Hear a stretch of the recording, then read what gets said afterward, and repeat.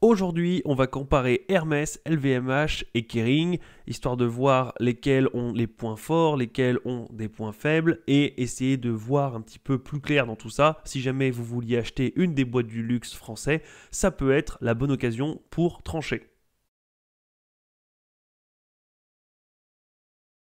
Alors on va faire une étude des courbes, on va étudier les chiffres, on va voir un par un les chiffres d'affaires, le revenu, la marge, etc. Bref, ce qu'on fait d'habitude, les screeners qu'on voit d'habitude, mais là on va comparer ces trois sociétés-là.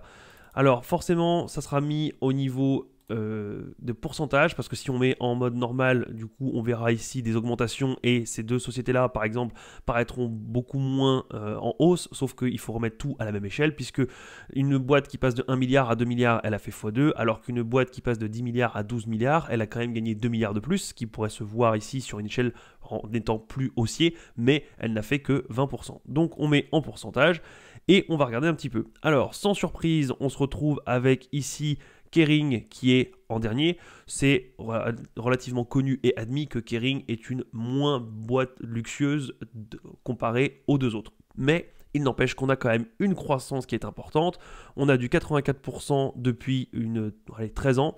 Donc 84%, c'est vraiment pas mal. Mais ce n'est rien comparé aux deux autres sociétés à 290% et 383%. Donc là, on a vraiment LVMH et Hermès qui sont vraiment en tête, avec une légère petite avancée ici sur Hermès qui est un peu au-dessus, même si ça se joue. Alors évidemment, on a quand même derrière presque 100% de hausse, mais ça peut être dû à un seul contrat signé une fois, un vent dans le dos. Donc oui, point pour Hermès, mais honnêtement, les courbes sont relativement similaires.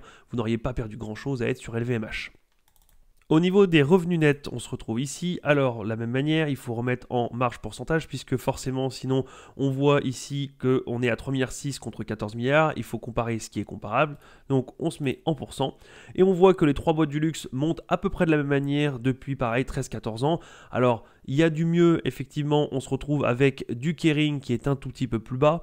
On a le LVMH qui est un petit peu mieux et Hermès qui est en tête. Forcément, c'est connu, Hermès, c'est du luxe dans le luxe, c'est de l'ultra luxe. Il y a des listes d'attente longues comme le bras. Même si vous avez beaucoup d'argent, vous n'avez pas forcément la certitude d'avoir les marchandises. Bref, c'est du VIP et forcément, on peut mettre les tarifs qu'on veut avec ce genre de marque forte et ce genre de système de procédé. On a donc sans surprise une croissance un peu plus importante chez Hermès avec des revenus qui sont en constante augmentation.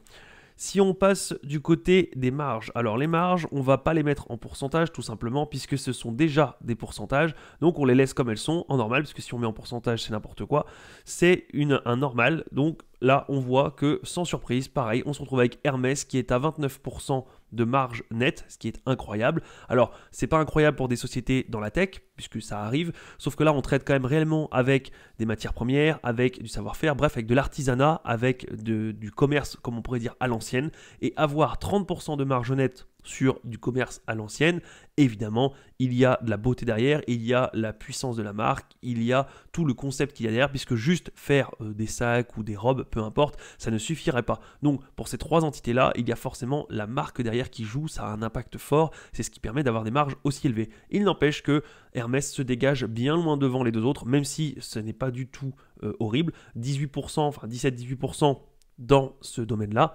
c'est très bien. Mais encore un point pour Hermès. Au niveau du nombre d'actions, de la même manière, donc on est en pourcentage pour voir s'il y a des actions qui sont en rachat. Et on voit sans surprise que LVMH est stable, puisqu'on a toujours eu alors légère augmentation, mais avec une légère diminution ici, on est relativement stable. Par contre, ici où on voit, c'est que Hermès ici est stable également et que Kering fait un rachat d'actions qui est assez conséquent ma foi, puisque on est à 126 millions d'actions et on arrive ici quelques années après à 122. Donc on commence à racheter en masse, à voir si ça va continuer sur cette lancée, mais ça pourrait, alors sur du court terme ça ne va pas changer grand chose, mais sur du long terme ça pourrait changer la mise, puisque si une société rachète ses actions et que les deux autres ne font rien depuis des années, il se peut que dans 5, 10, 15, 20 ans ça renverse la donne. Si maintenant on passe au screener 2, alors on voit ici le ROCE. De la même manière, on ne va pas le mettre en pourcentage puisque ce qui compte, vu que c'est déjà un ratio, il sera déjà comme il est. On a un rocher qui est impressionnant et c'est toujours sans surprise chez Hermès, donc qui est bien le plus haut. Alors aujourd'hui ça se talonne, mais on voit bien que pendant des années c'était le rocher le plus important. Quand on a 27% contre 15 et contre 7, ça n'a rien à voir. Aujourd'hui certaines marques du luxe ont repris du poil de la bête et on arrive dans un mouchoir de poche entre 26 et 30% à jouer, même si Hermès est toujours en tête avec une légère avance, mais un rocher de 30% comparé à un rocher de 27%, ce n'est pas ça qui fait la différence sur le long terme. Il y a un tas d'autres choses comme les acquisitions, le rachat d'actions, etc. pour l'investisseur. Donc là, on peut considérer que les trois sont relativement égales, même si techniquement, il faudrait mettre Hermès en tête. Mais globalement, là, c'est pas quelque chose qui est significatif pour l'avenir de l'investisseur. Si on passe ensuite au free cash flow, les free cash flow de la même manière, on ne va pas les garder comme ça, puisque on peut avoir un free cash flow chez LVMH qui est une boîte bien plus grande, bien plus conséquente. On voit bien qu'on a presque 14 milliards de free cash flow contre les autres qui sont bien en dessous. Forcément, on ne joue pas avec la même capitalisation et c'est pas le même marché. LVMH est beaucoup plus étendu, a beaucoup plus de business et de sociétés différentes, enfin de business dans le business. Donc, on ne peut pas comparer ces sociétés-là. Mais si on les met en pourcentage, on voit bien que les trois ont une croissance relativement identique, similaire, même si, toujours la même chose, Kering est un peu en dessous. Alors, ça se joue aussi ici, vraiment dans un mouchoir de poche, puisque on arrive à 3,2 milliards contre 3,8 milliards, mais ce qui compte surtout, c'est l'ascension et la progression depuis 13 ans. Et on voit bien qu'en partant presque du même niveau, on arrive ici à 571, 522 et 336. Donc, quelqu'un qui aurait du Kering n'aurait fait que une croissance de 336, attention, je pèse mes mots avec le que, alors que on aurait fait 571% avec toujours Hermès en tête. Donc on a toujours ce trio un peu dans cet ordre-là, Hermès, LVMH, puis Kering. Si on continue sur le price to free cash flow, là c'est un ratio, donc on ne va pas le mettre en pourcentage, on va zoomer légèrement, et là on arrive au moment qui fait mal. Hermès étant, oui, la meilleure des sociétés, en tout cas sur les points de vue fondamentaux, au point de vue structurel, chiffres, bah ça se paye, forcément, on arrive avec un PER, enfin un price to free cash flow de 48 contre 26 pour Kering et 31 pour LVMH. Alors, du coup, on arrive à un moment donné où la bourse est bien faite, les marchés sont plutôt bien faits, même si les marchés ne sont pas toujours efficients, surtout pas dans des périodes de bulle, d'euphorie ou de crise, de panique, mais il se trouve que quand on laisse relativement bien les choses se faire et se tasser, on a Kering qui dégage moins d'argent, qui a moins d'efficacité puisque ça se ressent au niveau de la marge nette, au niveau des free cash flow, etc. Et forcément, c'est pricé moins cher, ce qui fait que le marché équilibre. C'est logique. Si vous avez quelque chose qui dégage beaucoup plus d'argent, tout le monde se rue dessus et la valeur devient plus chère. Jusqu'au moment où elle devient trop chère, ce qui fait que les gens se rabattent sur la deuxième ou la troisième valeur qui sont certes moins jolies, mais qui sont tellement moins chères que ça en vaut le coup. Et à force des gens qui comme ça continuent à acheter et répartissent, et ben à la finalité, ça fait un marché plutôt bien équilibré. Ce qui rapporte 2 fois plus se paye 2 fois plus cher, ou ce qui résiste 2 fois mieux dans les crises se paye 2 fois plus cher, ce qui fait que ce soit un investissement ou un autre, normalement quand le marché est à peu près stable et équilibré, ça revient à la même chose. Alors, ce qu'il faut faire, c'est attendre les périodes de panique ou de bulle pour justement avoir un décroché entre ces ratios-là et pouvoir choisir la valeur que vous aviez prévu d'avoir. N'empêche que, en attendant, Hermès reste la plus jolie valeur, mais un PER, un price to free cash flow de 48, ça veut dire qu'il vous faut 48 années au rythme actuel pour récupérer votre argent, ce qui est vraiment faramineux. On peut, ce PER-là, enfin ce price to free cash flow ne compte pas la croissance, puisque si dans 5 ans vous faites 3 fois plus de chiffre d'affaires, enfin de marge, de bénéfices, etc., forcément le price to free cash flow sera diminué. Si je caricature, mais si dans quelques années, vous avez 10 fois plus de free cash flow, bah vous n'aurez 10 fois moins de price to free cash flow, donc vous aurez un price to free cash flow de 4,8 et non plus de 48. Mais attention, tout ceci dépend de la croissance, ce qui fait que s'il y a le moindre caillou dans la chaussure, bah peut-être que vous passerez d'un 48 à un 40, mais pas mieux. Donc il faut espérer avoir une bonne croissance, une croissance même phénoménale dans les prochaines années pour accepter de prendre un price to free cash flow de 48. De la même manière, un 26, c'est quelque chose qui est plus courant dans le luxe, mais ça reste quand même 26 années, 26 exercices fiscaux, ça se réfléchit, ça ne se prend pas à la légère comme décision, donc veillez bien à réfléchir et à étudier vos dossiers, parce que là on est quand même dans des boîtes du luxe, ce qui est très joli et très noble, mais on voit quand même que dans le meilleur des cas, on met 26 années à récupérer son argent, et dans l'autre, une cinquantaine d'années, ce qui du coup est très long. Si on passe au screener 3 maintenant, on a toujours les revenus nets et on a le PER, ce que le marché regarde. Et sans surprise, le PER, on arrive quasiment sur les mêmes ratios que le price to free cash flow, un PER de 50, un PER de 21 pour LVMH et un PER de 14 pour Kering. Alors, un PER de 14 pour Kering, ça peut être une bonne opportunité de rentrer puisque du luxe à un PER de seulement 14, c'est vraiment pas mal. Il n'empêche que on le voit dans les périodes comme aujourd'hui, Kering résiste beaucoup moins bien que Hermès et donc ça se paye. Effectivement, il faut acheter pour un PER de 50, ce qui veut dire que vous serez rentable que dans 50 ans, vous ne retrouverez votre argent que dans 50 ans et seulement à ce moment-là, vous commencerez à faire réellement des bénéfices puisque même si la boîte fait des bénéfices, vous aurez récupéré votre argent et seulement là, vous serez en gain net.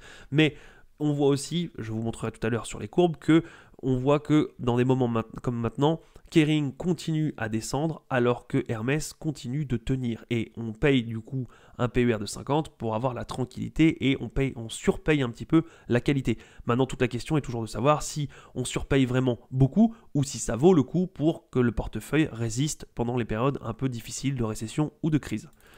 Si on passe maintenant à la dette, on voit ici, alors on a différents profils. On a ici un profil qui descend, qui gagne en trésorerie, puisqu'on était déjà en dette nette négative. Donc on continue à avoir de l'argent. Et les deux autres qui se maintiennent un petit peu plus haut. Si par exemple on cache Hermès, on voit bien que du coup c'était celle-ci. Donc c'est Hermès qui continue à gagner de plus en plus d'argent et qui gagne de plus en plus de trésorerie. Donc on est passé de 2 milliards et quelques de trésorerie à plus de 7 milliards, tandis que les autres continuent de s'endetter. Alors c'est très léger, puisqu'on est passé quand même ici, là si on se met là pour Kering, on est à 4,6 milliards et on passe à 7 milliards 5, donc en 9 ans, on passe quand même de 4 milliards 6 à 7 milliards 5, ça va, c'est honnête. Ici pour LVMH, on passe aussi aux alentours de 4 milliards, on arrive à 24 milliards, ce qui n'est pas la même chose. À voir aussi si cet endettement permet une croissance ou au moins une stabilité, d'avoir un réseau plus grand et plus fiable à l'avenir, mais il n'empêche que pour l'instant, c'est Hermès qui gagne de l'argent et qui s'endette du coup de moins en moins, ou qui en tout cas réduit sa dette considérablement comparé à sa trésorerie. Si on passe maintenant aux capitaux propres, on va faire la même chose, on va se mettre en pourcentage puisqu'on voit bien que les capitaux propres n'ont rien à voir entre 55 milliards et 13 milliards. Alors évidemment, on peut choisir d'acheter une société qui a 55 milliards et qui aurait peut-être des bénéfices un peu moins importants ou une marge un peu moins importante, mais derrière une boîte valorisée, enfin avec 55 milliards d'actifs, permet d'être plus stable et plus solide que peut-être une société qui n'a que 13 milliards. On peut le voir comme ça aussi, donc on n'hésite pas à peut-être payer le fait d'avoir un peu moins de marge pour avoir derrière plus de sûreté ou un groupe plus répandu, qui pourrait être plus solide et plus stable. Il n'empêche que si on remet en pourcentage, les capitaux propres n'évoluent pas de la même manière. On a toujours Hermès qui est en tête et c'est flagrant. On a quand même plus 437% en 12-13 ans, alors que les autres n'ont pris que 145% et 28% pour Kering. Donc Kering qui est toujours à la masse et qui n'arrive pas, en tout cas pas autant que ses deux concurrents principaux qui sont Hermès et LVMH. Si on regarde maintenant sur les courbes, alors dans tous les cas, ce sont les courbes. Alors ici, on a LVMH, ici, on a Kering et ici, on a Hermès. J'ai juste mis des droites colorées juste pour qu'on puisse distinguer parce que si j'avais mis des bougies japonaises, enfin des chandeliers japonais sur les trois, ici, on n'aurait rien vu du tout, ça aurait été chaotique. Là, on discerne bien. On voit que sur le long terme, quand même, il y a la même trend haussière et que ça reste le marché du luxe et ça reste le luxe à la française, donc c'est très joli.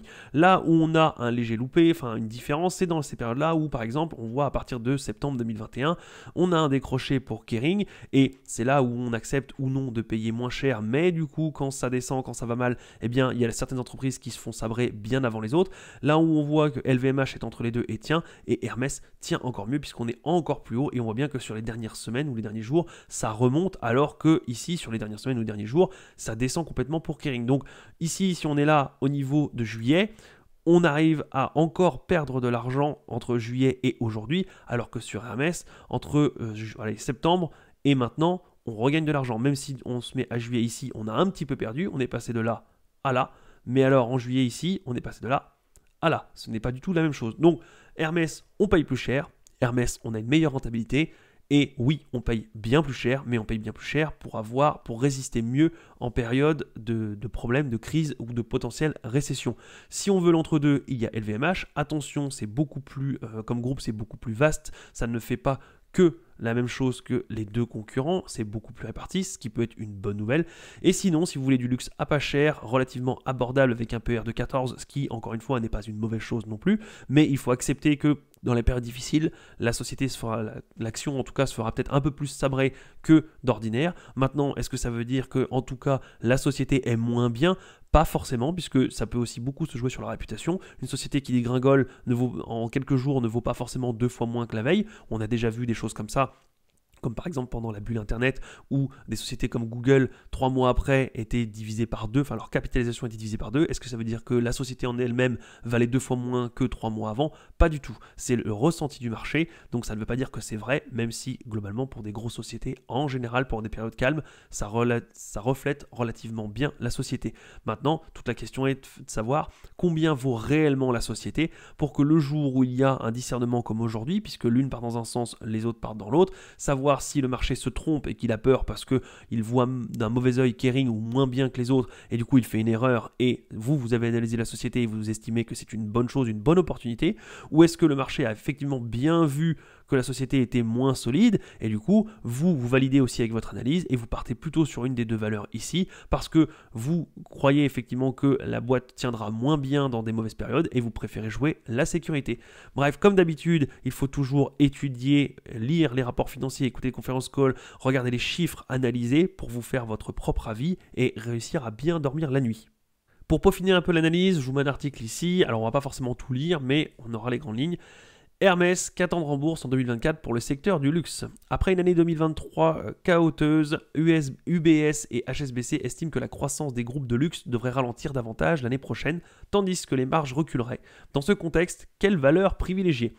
L'année 2023 a été quelque peu rock'n'roll pour le luxe avec un parcours boursier en dents de scie. L'indice pana-européen sectoriel Stock Europe Luxury 10 a d'abord progressé de 25% entre le début de l'année et la mi-juillet avant de chuter de 20% entre mi-juillet et fin octobre. À la faveur de craintes atténuées du marché sur l'inflation et de la récente remontée des places boursières, le secteur a depuis repris environ 7% pour afficher désormais une hausse de 8% sur l'ensemble 2023. Les groupes de luxe ont dû faire face à une normalisation de la demande qui a fait suite à la forte croissance post-pandémie enregistrée ces dernières années. Les États-Unis ont été le premier grand marché où ce ralentissement a été visible, suivi de l'Europe. Ce tassement de l'activité s'est retrouvé dans les publications d'entreprises. À titre d'exemple, LVMH a, fait très rare, déçu sur sa croissance au troisième trimestre, affichant une progression de son chiffre d'affaires de 9% en données comparables, soit près de moitié moins qu'au deuxième trimestre, plus 17%. Ce coup de frein avait été sanctionné par le marché avec une baisse de l'action de 6,5% le jour de la publication. La première capitalisation de la Bourse de Paris ne constitue pas un cas isolé. Burberry a plongé de 11,15% mi-novembre après avoir prévenu que son objectif de revenu pour son exercice 2023-2024 était menacé par l'affaiblissement de la demande et que son résultat opérationnel pourrait s'inscrire dans le bas des attentes du consensus. Alors je descends directement à la conclusion et je vous lirai même pas tout, je vous laisserai un peu voir, ça vous forcera un petit peu à chercher, regarder, fouiner et analyser aussi, puisque c'est pas parce que je vous lis ça sur cet article que j'ai trouvé que c'est la seule raison et que c'est la seule voie à écouter. Il y a peut-être d'autres articles, mais voilà. Hermès pour UBS et LVMH pour HSBC. Dans ce contexte, quelles actions peuvent se distinguer? UBS explique préférer les valeurs plus défensives car elles sont les plus à même de résister dans le cas d'une potentielle récession.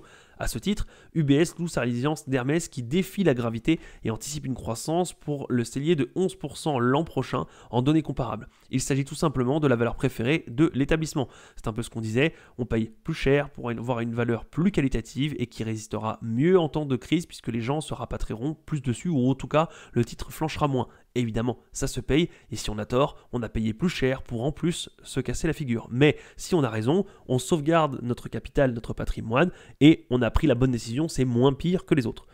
UBS apprécie également Richemont, le propriétaire suisse de Cartier, dont elle juge l'action trop bon marché au vu de ses perspectives d'activité et des marges, ainsi que Gobos, car elle estime que son potentiel de croissance est ignoré par le marché.